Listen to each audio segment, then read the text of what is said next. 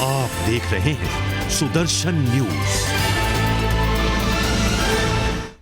नमस्कार, उत्तराखंड विशेष में आपका स्वागत है। मैं हूं आपके साथ केशव कुमार। खबरों की शुरुआत करते हैं। मुख्यमंत्री तीरथ सिंह रावत रविवार से दिल्ली के दौरे पर रहेंगे। इस दौरान वो राष्ट्रपति रामनाथ कोविंद, उपराष्ट्रपति और कई अन्य केंद्रीय मंत्रियों के साथ राज्य के लंबित मुद्दों पर चर्चा करेंगे। इसके अलावा मुख्यमंत्री 14 और 15 जून को विभिन्न केंद्रीय मंत्रियों के साथ मुलाकात करेंगे। साथ ही राज्य से संबंधित महत्वपूर्ण बिंदुओं पर विचार विमर्श भी वो करेंगे। जानकारियां जो आई हैं उसके अनुसार सीएम तीरथ सिंह रावत जिन केंद्रीय मंत्रियों से मुलाकात करेंगे उनमें निर्मला सीतारमण, प्रकाश जावड़ेकर, पीयूष गोयल, स्मृति ईरानी, किरण रिजिजू, धर्मेंद्र प्रधान, नरेंद्र सिंह तोमर, हरदीप पुरी और प्रहलाद सिंह पटेल का नाम शामिल है। इसके अलावा सीएम तीरथ सिंह रावत का ये एक हफ्ते के अंदर दिल्ली का दूसरा दौरा है। इससे पहले वो पीएम मोदी और गृह मंत्री अमित शाह, भाजपा के राष्ट्रीय अध्यक्ष जेपी नड्डा समेत अन्य कई मंत्रियों से मुलाकात कर चुके हैं। देश में इन दिनों बच्चों पर ज्यादा खतरा मंडराने लगा है, जिसके मद्देनजर उत्तराखंड के देहरादून में टीकाकरण कार्यक्रम की शुरुआत हुई है। इसका शुभारंभ मुख्यमंत्री तीरथ सिंह रावत ने शताब्दी अस्पताल में किया। इस मौके पर मेयर सुनील उनियाल गामा और विधायक खजान दास भी मौजूद रहे। दरअसल बच्चों में निमोनिया और दिमागी इन्फेक्शन देखा गया है। इसके बचाव के लिए निःशुल्क पीवीसी वैक्सीनेशन की शुरुआत की गई। जानकारियां जो आई हैं उसके अनुसार बच्चों में थोड़े अंतराल के बाद इस टीके की 3 डोज दी जा रही है। बताएं कि यह टीका काफी महंगा है और अभी तक ये सिर्फ प्राइवेट अस्पताल में ही लगाया जाता था। तो वहीं मुख्यमंत्री की मौजूदगी में कई बच्चों को वैक्सीन की पहली डोज भी दी गई है।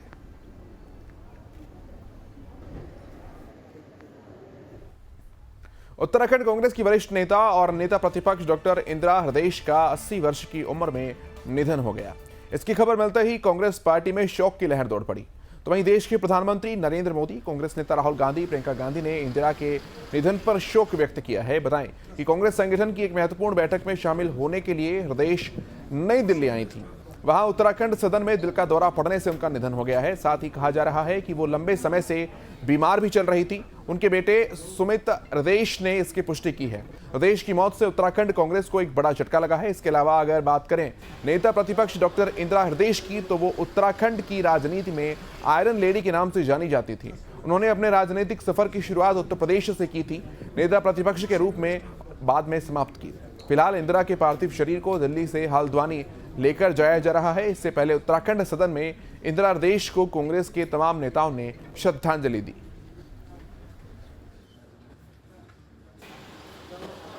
इंदिरा हृदयेश जी के निधन का समाचार सुनकर के बहुत बड़ा दुख हुआ। वर्तमान समय में हमारी नेता प्रतिपक्ष थी और उनके निधन से कांग्रेस का तो नुकसान हुआ ही हुआ, लेकिन उत्तराखंड राजनीति में भी एक बहुत बड़ी क्षति हुई। इंदिरा जी ने अपना राजनीतिक जीवन शिक्षक नेता के रूप में प्रारंभ किया था। उत्तर प्रदेश में एमएलसी रही। हमारे प्रदेश की बहुत ही वरिष्ठ नेत्री, अनेकों बार रही विधायक, इससे पहले विधान परिषद की सदस्य, मंत्री और अब नेता प्रतिपक्ष इंदिरा हृदयेश जी हमारे बीच में नहीं है। उनके निधन की सूचना मिलकर निश्चित रूप से हम सब लोग बहुत स्तब्ध हैं। उम्मीद नहीं कर रहे हैं कि वो आज हमारे बीच में नहीं है। जिस प्रकार से उनका राजनीतिक अनुभव, उनका संसदीय ज्ञान, उनका शालीन व्यवहार, मुझे लगता है कि राजनीतिक लोगों में इन सब बातों से राजनीतिक लोगों को इसका जो है मार्गदर्शन लेना चाहिए, प्रेरणा लेनी चाहिए। इंदिरा जी का निधन हम सब के लिए एक बहुत बड़ा आघात है। उत्तराखंड के विकास में उनका एक बहुत बड़ी भूमिका रही, उनका योगदान रहा। वो संसदीय परंपराओं की मर्मज्ञ थी और वित्त मंत्री के रूप में उनका सराहनीय कार्यकाल रहा। आज उनके निधन से उत्तराखंड की राजनीति में एक शून्य सा पैदा हो गया है। उन्होंने सभी दलों के साथ, कार्यकर्ताओं के साथ, नेताओं के साथ उनके बहुत मधुर संबंध रहे। हरिद्वार में एक प्रेस वार्ता आयोजित की गई। इसमें शंकराचार्य परिषद के अध्यक्ष स्वामी आनंद स्वरूप ने शिरकत की। इस दौरान उन्होंने भारत को हिंदू राष्ट्र घोषित करने की मांग की। इसे लेकर उन्होंने एक अभियान भी चलाया।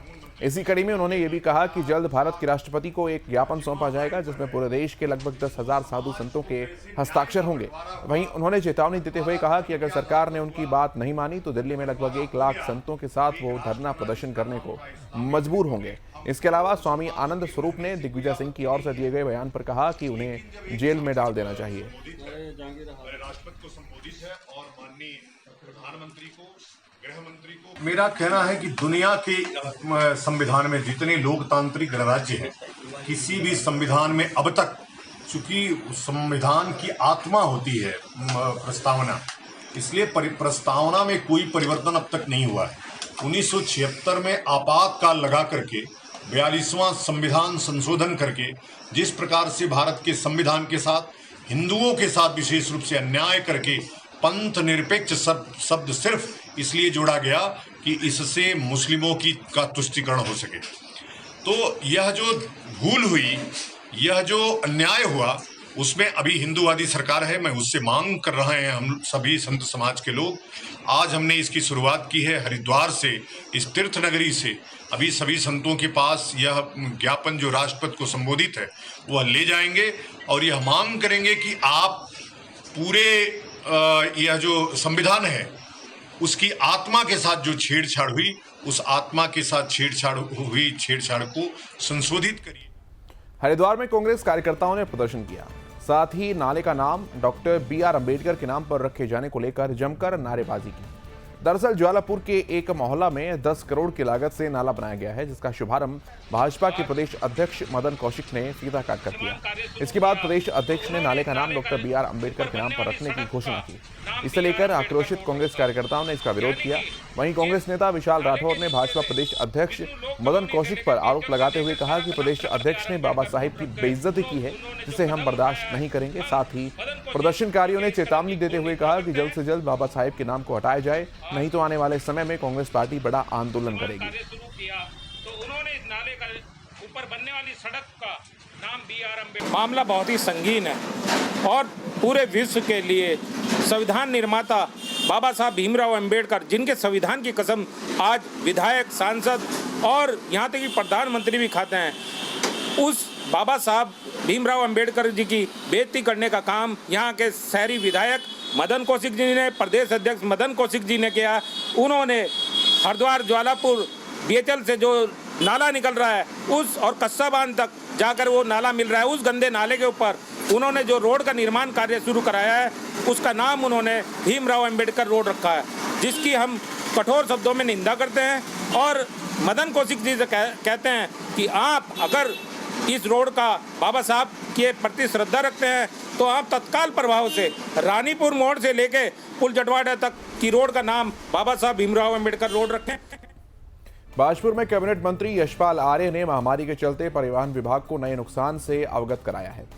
दरअसल कोरोना कर्फ्यू के दौरान लोगों की आवाजाही कम होने से परिवहन विभाग लगातार घाटे में चल रहा है। इसका नतीजा ये है कि विभाग के कर्मचारियों को पिछले 6 महीने से वेतन नहीं मिल पा रहा है। इसे देखते हुए कैबिनेट मंत्री यशपाल आर्य ने कहा है कि अब इसकी भरपाई करना असंभव सा हो गया है। साथ ही उन्होंने बताया कि जैसे तैसे विभाग ने कर्मचारियों को 1 महीने का वेतन दिया, लेकिन अभी कर्मचारियों को पूरा वेतन देने के लिए सरकार से बात की जा रही है।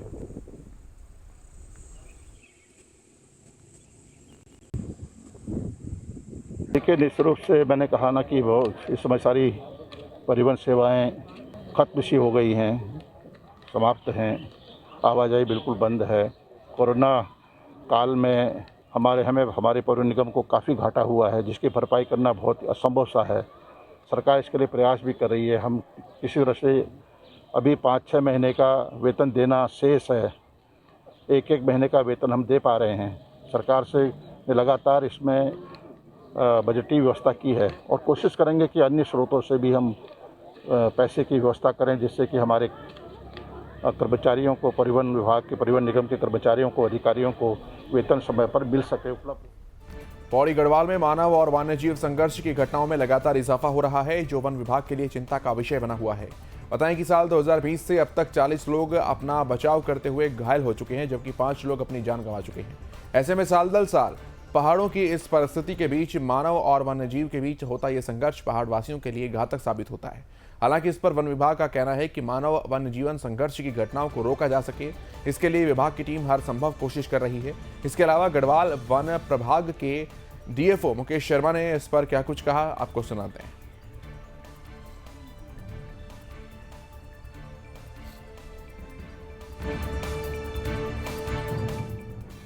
जहां एक तरफ पर्यावरण को बचाने के लिए सरकार की ओर से हर संभव प्रयास किया जा रहा है, वहीं दूसरी तरफ पिथौरागढ़ जिले के धारचूला के एक गांव से कुछ और ही तस्वीर सामने आई। दरअसल यहां सैकड़ों की संख्या में पेड़ काटे जा रहे हैं। इस काम को ठेकेदारों की ओर से अवैध तरीके से अंजाम दिया जा रहा है। इसकी शिकायत गांव के प्रधान ने वन विभाग को दी है। साथ ही पेड़ काटने वाले प्रधान के ठेकेदारों के खिलाफ कार्रवाई करने की मांग की है।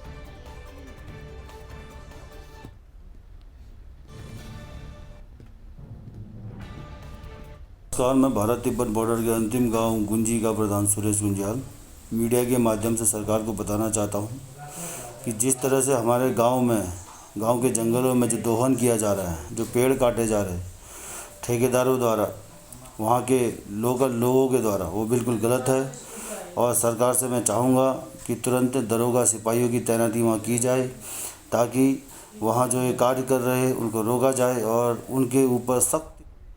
धारचूला में टैक्सी चालक मालिक एसोसिएशन की बैठक आयोजित की गई। इसमें बाहर से आने जाने वाले लोगों को लेकर चर्चा की गई। दरअसल कहा जा रहा है कि कुछ लोग चोरी छिपे प्रतिबंधित इलाकों में प्रवेश कर रहे हैं, जो कोरोना काल के समय के साथ राष्ट्रीय सुरक्षा के लिए भी घातक साबित हो रहा है। इसके चलते बैठक बुलाई गई। इसमें राष्ट्रीय सुरक्षा को ध्यान में रखते हुए पुलिस चेकपोस्ट को बनाने का सुझाव दिया गया। साथ ही ये फैसला किया गया है कि सिर्फ स्थानीय निवासियों को ही आने जाने की अनुमति होगी, क्योंकि अगर कोई घुसपैठ से बाहर आएगा तो उसकी पहचान नहीं हो पाएगी। उत्तराखंड में जहां एक तरफ मौसम के सुहाना होने से लोगों को गर्मी से राहत मिली है, तो वहीं दूसरी तरफ ग्रामीण इलाकों को काफी नुकसान हुआ। हम बात कर रहे हैं जोशीमठ के एक गांव की। यहां बादल फटने से मूसलाधार बारिश हुई। इसके चलते गांव की संपत्ति को काफी नुकसान हुआ। इसमें पीने के पानी की लाइन शामिल है, जो बरसात में बह गई है। इसी के साथ कुछ जगह पर रास्ते भी बुरी तरह से खराब हो चुके हैं। वहीं स्थानीय निवासियों के अनुसार इस आपदा से करीब 8 से 10 लाख का नुकसान हुआ है। इसके चलते जनजीवन पूरी तरह से अस्त व्यस्त है। फिलहाल इसकी सूचना गाँव के प्रधान की ओर से प्रशासन को दी गई है।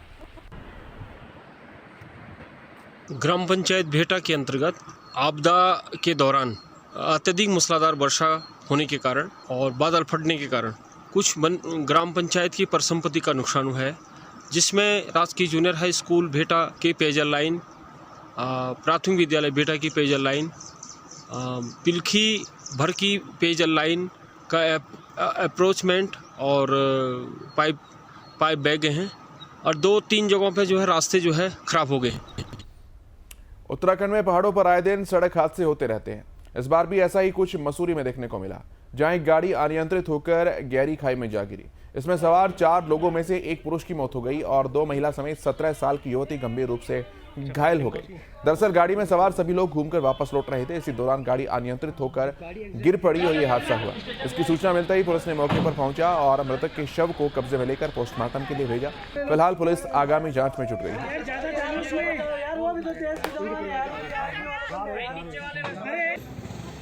हमें पहले सूचना मिली थी, सिवन बोर्ड के पास एक गाड़ी लग गई है, जिसमें एक परिवार मौजूद था।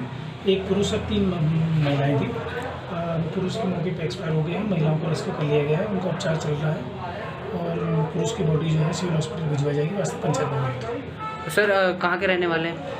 अभी पता चला है कि जोगीवाला देहरादून के रहने वाले हैं। अभी पता करके सर ये कार मसूरी से वापस जा रही थी या देहरादून से मसूरी? इस संबंध में जांच की जा रही है, पता करके। उत्तराखंड विशेष में आज इतना ही। आप देखते रहिए सुदर्शन न्यूज। जय हिंद।